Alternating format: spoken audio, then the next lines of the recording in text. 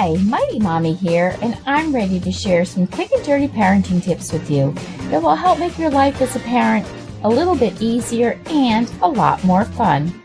Today's episode is all about easy ways to save money during the school year and beyond. I'm your host, Cheryl Butler. Right now, millions of families across the country are all focused on a common goal: transitioning their kids from vacation mode to a brand new school year.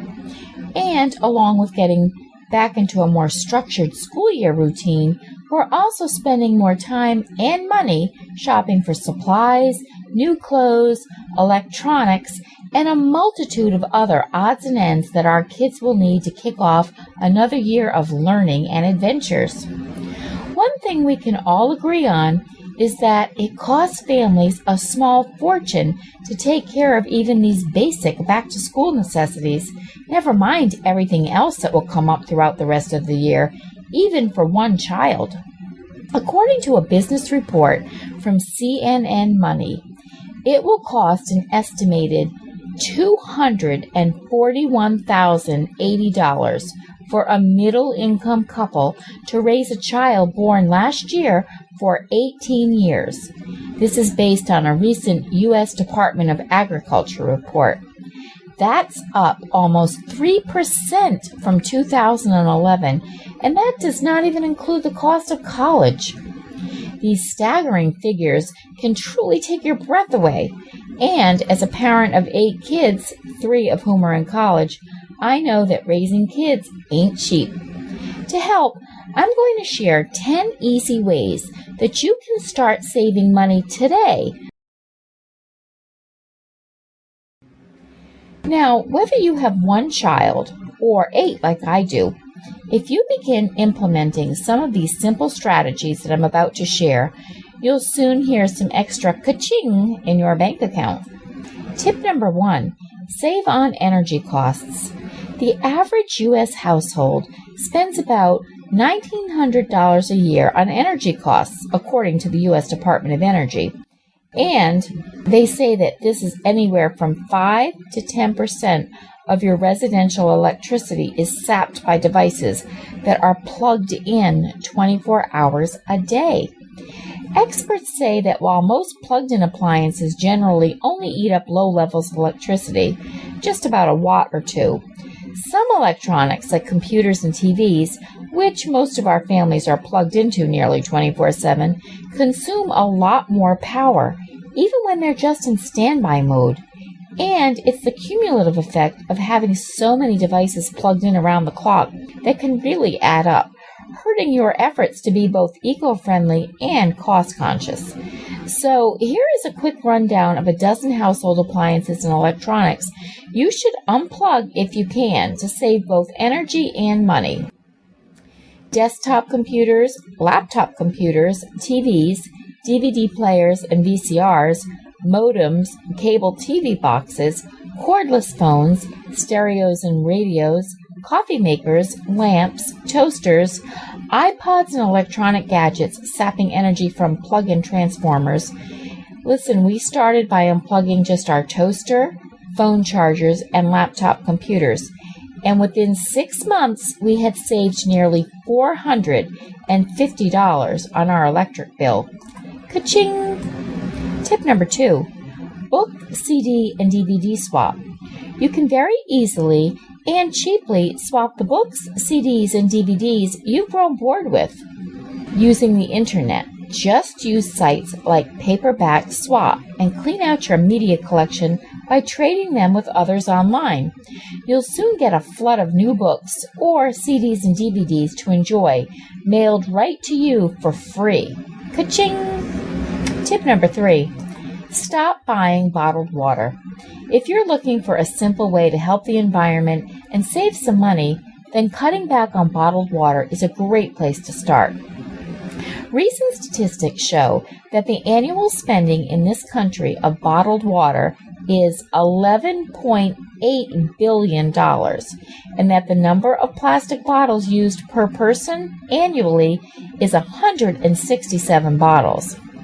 We now buy reusable insulated bottles made from recyclable products that our kids use throughout the school year for sports or even just at home.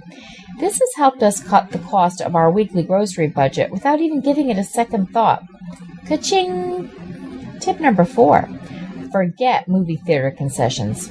If you think the price of movie tickets is bad, then you need to take a good look at how much the popcorn, soda, and other goodies at the concession stand are going to set you back. My family usually takes in a movie once every couple of months.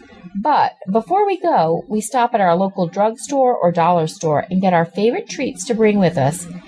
Yes, I know, we're not supposed to bring in food from home when going to the theater, but the majority of families I know bring in the items like granola bars, mini-sized candy treats, or juice boxes or water to make it affordable. Ka-ching! Tip number 5. Save on groceries. Your monthly grocery bill is most likely one of the biggest line items in your family's budget. Clipping coupons is an obvious way to save some cash, but that usually only applies to name brand packaged foods. You could buy generic, but that still comes in a box or a can. What about trying to feed your family fresh food on a budget? Rather than spending hours and hours on extreme couponing, try practical couponing instead. To get started with practical couponing, professional coupon blogger Jenny Sanford suggests finding a coupon blog that collects all of the weekly coupons for you. So all you have to do is print them out. Check out Deal Pro to find a local coupon blog in your area. I personally love connecting with coupon sites on Twitter and Facebook, like the Crazy Coupon Lady, who tweets out deals on all kinds of household and grocery items all week long. Ka-ching! Tip number 6. Stalk online sales. Sign up to receive emails from your favorite online websites. I shop the sales at Old Navy, Target, and Kohl's all year long. There are many stores, such as Kohl's, who offer in-store bucks, which can be used like cash to save you lots on an annual basis. Another wonderful online site that I regularly use is Zulily.com. The great deals you find at Zulily are limited time offers. New offers launch every day, and they last about 72 hours. And when you sign up for free, you receive daily emails with previews of upcoming merchandise.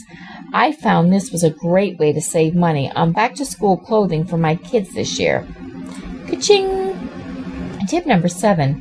Visit the library regularly. The library isn't just a place to get books, you know. It's also a free place to do all sorts of things. You can learn foreign languages, use the internet anonymously, check out movies and DVDs, get free or discounted museum passes, read the local paper for free, and keep up on community events. And if you don't have any late fees, it won't cost you a cent. Ka-ching! Tip number 8, credit card tips. Call your credit card company and ask for a rate reduction. Take any of your credit cards that are carrying a balance, flip them over, and call the number on the back. Tell them that you want an interest rate reduction, or you might take your business elsewhere. If the person you talk to won't do it, ask to talk to a supervisor. If you have a $5,000 balance, even a 3% rate reduction saves you $150 a year. Hey, it doesn't hurt to ask. And here's another tip. Remove your credit card numbers from your online accounts. It's easy to spend online when you have your card information stored in an account. Just click and buy. The best way to break this habit is to simply delete your card from the account. That way, when you're tempted to spend, you'll be forced to spend the time to look for your card, and this will give you some time to stop and think about that purchase before you do anything on impulse. Ka-ching! And tip number 9, car maintenance saves money. With all the driving parents do to shuttle their kids to their many activities, keeping up on some basic car maintenance can definitely be well worth your while. In addition to regular oil changes, clean your car's air filter. A clean air filter can improve your gas mileage by up to 7%, saving you more than $100 for every 10,000 miles you drive in an average vehicle. And, believe it or not, cleaning your air filter is easier than you might think. Just follow the instructions in your automobile's manual. And pump up those tires.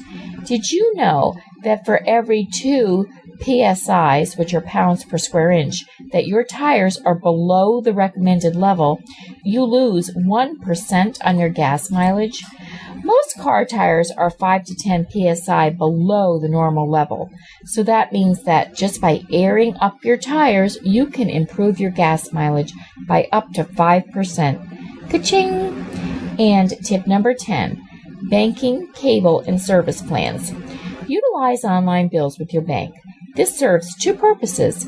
First, it keeps you in much closer contact with your money, as you can keep a very close eye on your balance and be in much less danger of overdrafting. Second, it saves you money on stamps and paper checks by allowing you to fill in an online form, click submit, and then your bill has been paid. Improve your credit score.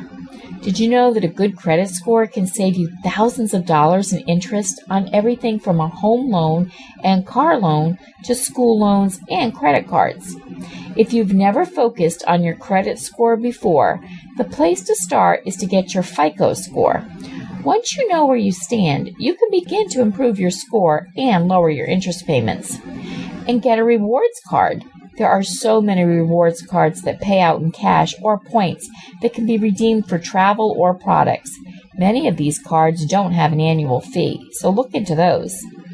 And cancel the cable or satellite channels you don't watch. Many people with cable services are often paying for a premium package, but they rarely watch those extra channels. If you're not watching HBO, etc. all the time, it might be more feasible to rent a movie and put the cash back into your own pocket. And get rid of or pass on extended warranties. A $125 2-year extension plan on a $300 product just isn't worth it. Ka-ching! Do you have a money-saving tip that has been helpful to your family? Share your thoughts in the comments section at quickanddirtytips.com/mighty-mommy. Or you can post your ideas on the Mighty Mommy Facebook page or email me at mommy@quickanddirtytips.com. And don't forget to visit my family-friendly boards at pinterest.com/mightymommyqdt. I hope you have a wonderful week, and until next time, happy parenting.